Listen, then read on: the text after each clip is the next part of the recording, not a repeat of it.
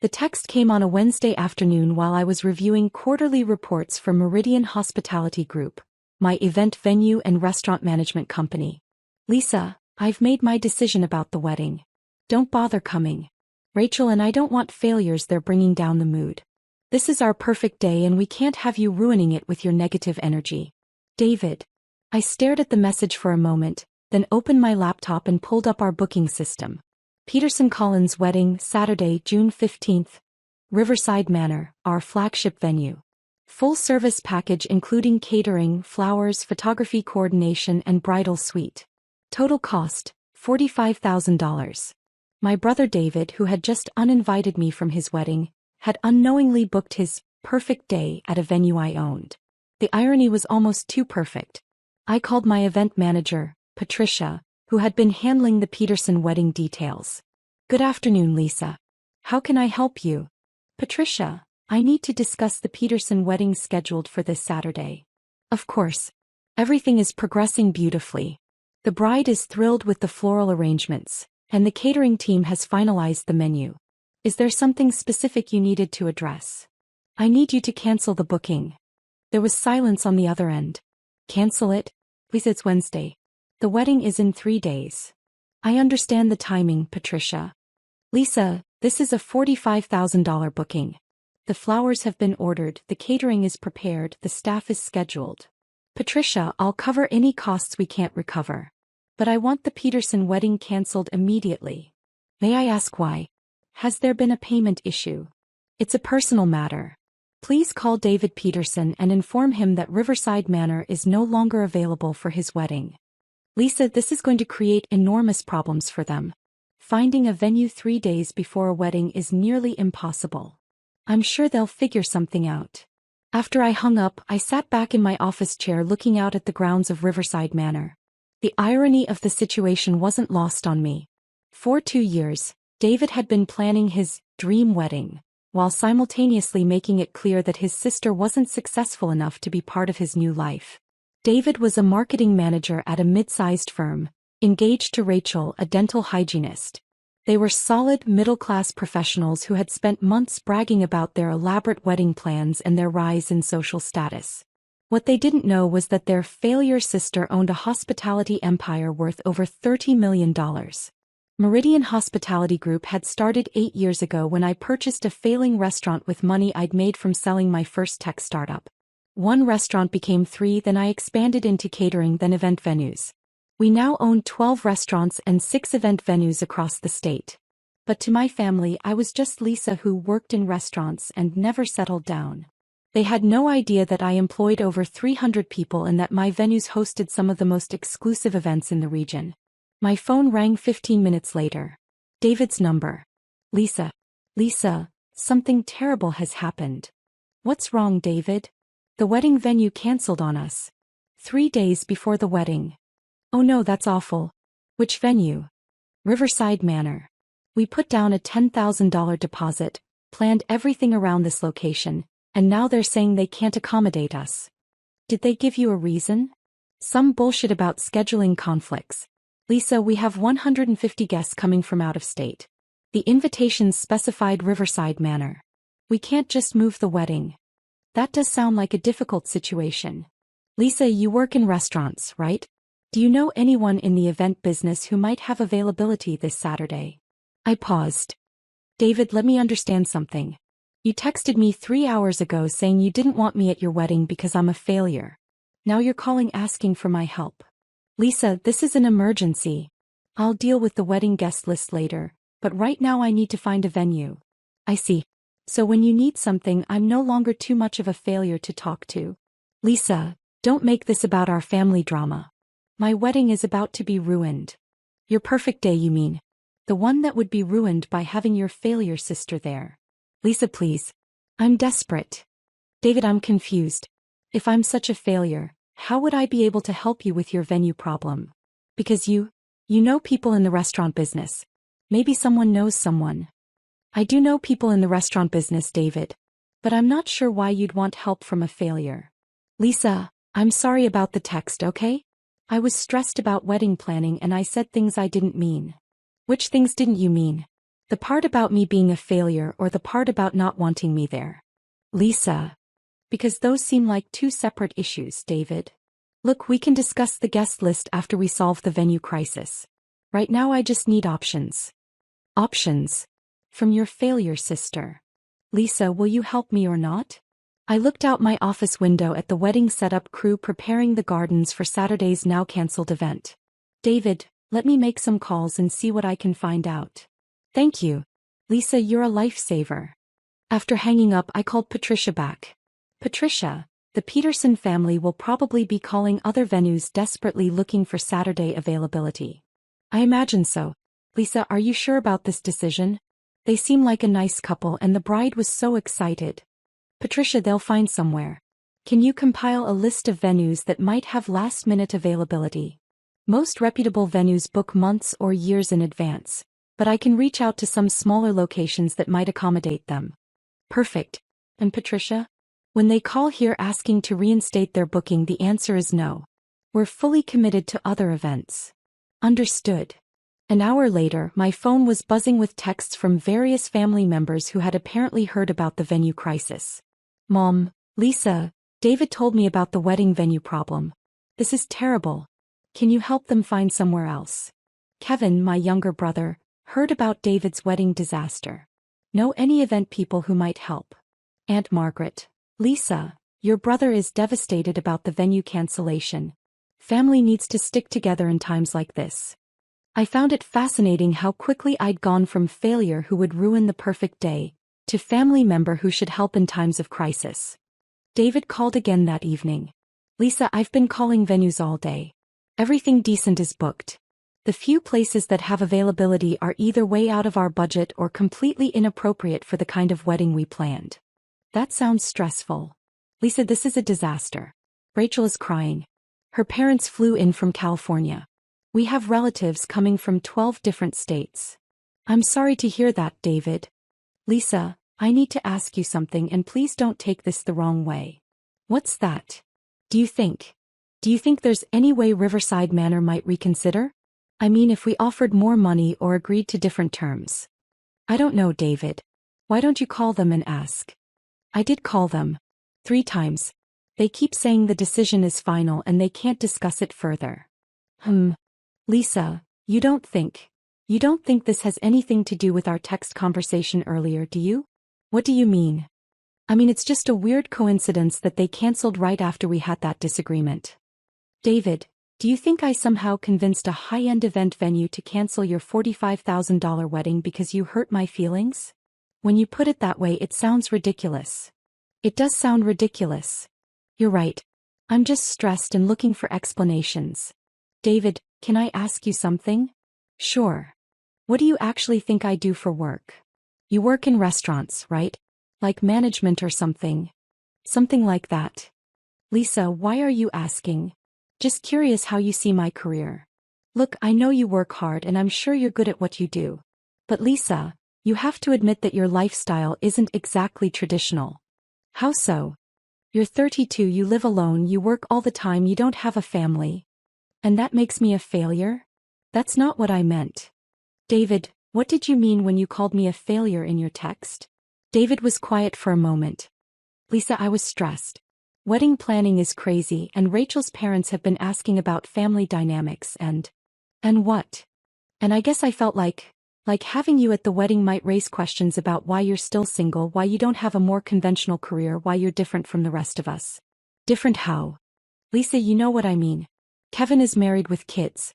I'm getting married. You're just doing your own thing. My own thing. Yeah. And that's fine. It's fine for you. But for my wedding, I wanted everything to look perfect. Traditional. Like we're a successful family. And I don't fit that image. Lisa, don't take it personally. David, you uninvited me from your wedding because I don't make your family look successful enough. How should I take that? Lisa. Let me ask you something else, David. If you found out I was more successful than you realized, would that change how you feel about having me at your wedding? What do you mean? I mean, if it turned out that my unconventional career was actually quite lucrative, would I suddenly be welcome at your perfect day? Lisa, that's a weird hypothetical question. Is it? Look, it doesn't matter how much money you make. The point is that you don't fit the family image we want to project. The family image. Lisa, Rachel's family is very traditional. Her father is a doctor, her mother is a teacher. They expect wedding guests to be, conventional. And I'm not conventional. Right. David, let me get this straight. You uninvited me because I'm not conventional enough for Rachel's family. But now you're asking for my help finding a venue because I work in the restaurant business. Yes. Do you see the contradiction there? What contradiction? You need my professional connections to solve your problem, but my profession isn't respectable enough for your wedding. David was quiet for a long moment. Lisa, I hadn't thought about it that way. No, I don't think you had. Thursday morning, David called again. He sounded desperate. Lisa, we found a place that might work, but it's a community center and it's nothing like what we planned. Rachel is devastated. I'm sorry to hear that. Lisa, I need to ask you directly. Do you have any connections at Riverside Manor? Any way you might be able to influence their decision? I smiled. Why do you ask that? Because I've been thinking about what you said yesterday about contradictions. And I realized that I don't actually know much about your work. Go on. I know you work in restaurants, but I don't know which restaurants or what your role is or... Lisa, are you more successful than I realized? What would make you think that? Because you live in that nice downtown loft, you drive a new car, you travel. And I just assumed you were scraping by because your work seems so different from traditional careers. Different from traditional careers. Lisa, please just tell me. Do you have connections that might help us? David, what if I told you that I don't just work in restaurants? What if I told you I own restaurants? Own them. Multiple restaurants. And event venues. Lisa, are you serious? What if I told you that the reason Riverside Manor canceled your wedding is because I asked them to? There was complete silence on the other end. Lisa, what if I told you that I own Riverside Manor, David?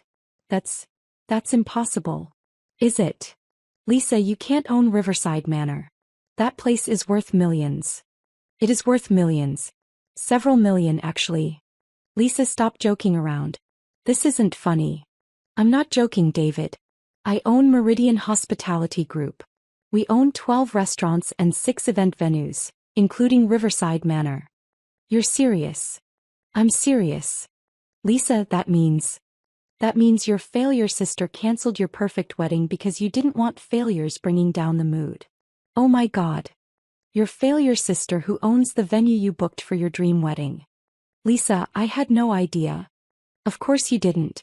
Because you never asked about my work beyond assuming it wasn't impressive enough for your social circle. Lisa, please. We can fix this. Can we? Yes. So I'm sorry. I'm so sorry. I had no idea you were so successful.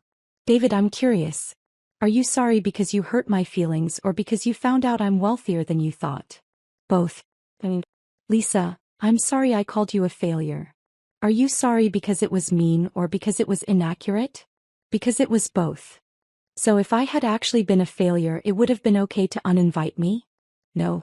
That's not what I meant. David, what did you mean? I meant that I was wrong about everything. Wrong about your career, wrong about your success, wrong about uninviting you.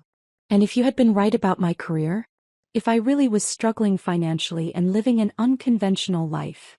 David was quiet for a long time. Lisa, I think I would have been wrong then too. Why? Because you're my sister. And that should matter more than what kind of job you have or how much money you make. Should it? Yes. Lisa, can you forgive me? David, forgiveness and consequences are two different things. What does that mean? It means I can forgive you for being a snob, but that doesn't mean I'm going to give you back your venue. Lisa, please. We have 150 guests coming. Rachel will be humiliated. Rachel will be humiliated because her wedding venue was canceled, or because people will find out her future brother-in-law owns the venue and canceled it?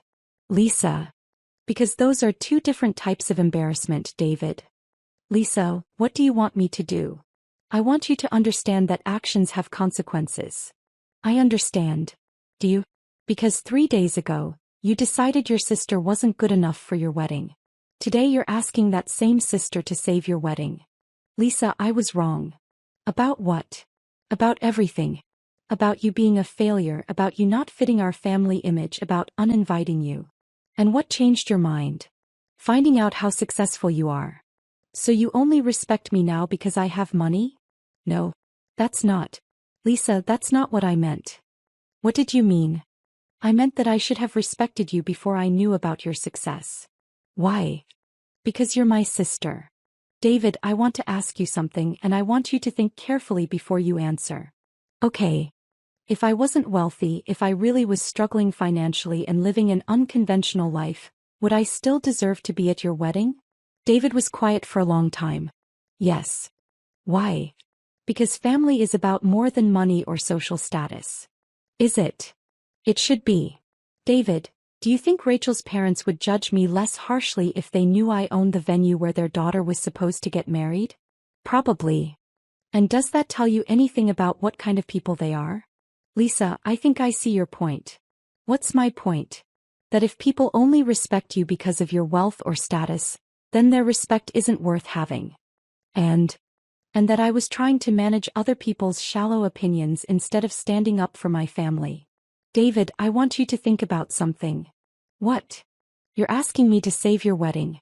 But 3 days ago you didn't want me at your wedding. What's changed? I found out you're successful. Right. So you want me to use my success to solve your problem, but 3 days ago, you thought my success wasn't impressive enough to share your celebration. Lisa, I was wrong. Were you wrong about me not being successful, or were you wrong about success determining someone's value as a family member? Both. David, here's what's going to happen. Okay. I'm going to reinstate your wedding at Riverside Manor. Really? Lisa, thank you so much. I'm not finished. Sorry. The wedding will go on as planned with one condition. What condition? I'm going to be there. As your sister. With a place at the family table. Of course. Lisa, of course you'll be there. And David. Yes. When people ask about your family, you're going to introduce me as your sister who you're proud of, regardless of what they think about my career or lifestyle. I will, Lisa. I promise.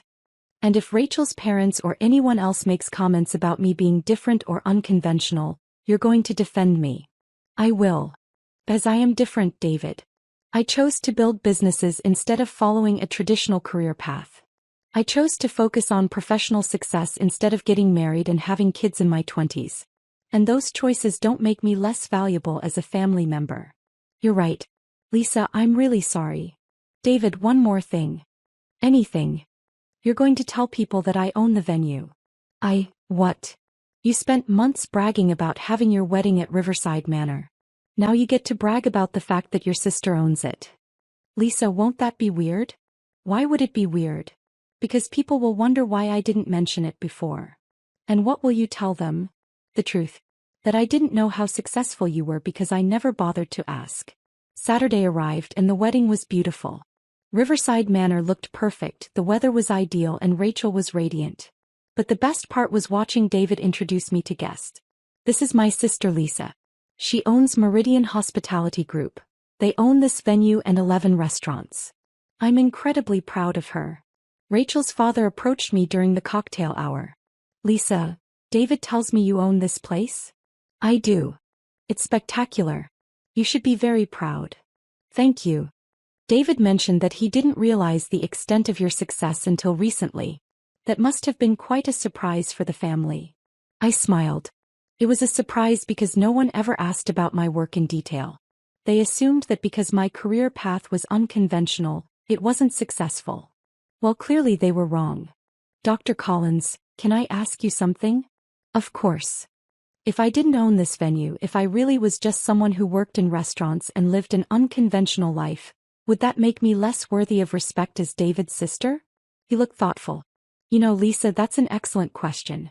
And I think the honest answer is that I might have made unfair assumptions. Most people do. But you're right to point it out.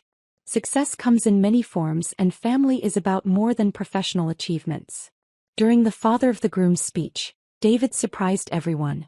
I want to thank my sister Lisa, who not only provided this beautiful venue for our wedding, but who taught me an important lesson this week about family and respect. Lisa, I'm sorry it took me so long to realize that you were successful all along. Not because of your business achievements, but because of who you are as a person. Thank you for saving our wedding, and more importantly, thank you for forgiving me for being an idiot." The crowd laughed and applauded, but I could see the sincerity in David's eyes. After the wedding, as the last guests were leaving, David found me on the terrace. "Lisa, can I ask you something?" "Sure." "Why did you decide to reinstate the wedding?" "Because despite everything, you're my brother and I love you." "Even though I called you a failure?" "David, you called me a failure because you didn't understand what success looks like. That's ignorance, not malice." "And the lesson?" "The lesson is that next time someone in your family seems different or unconventional, maybe ask some questions before making assumptions about their value." "I will. Lisa, I promise I will." "Good. Because your sister who works in restaurants actually runs a $30 million hospitality empire. And she might be able to help you in ways you never imagined." 30 million? 30 million. "Lisa, I'm an idiot." "Yes, David. But you're my idiot brother. And that's worth something too." 6 months later, David and Rachel asked me to cater their housewarming party. Not because they needed a favor, but because they wanted to show off their successful sister to their new neighbors. The best part? David introduced me by saying, "This is my sister Lisa.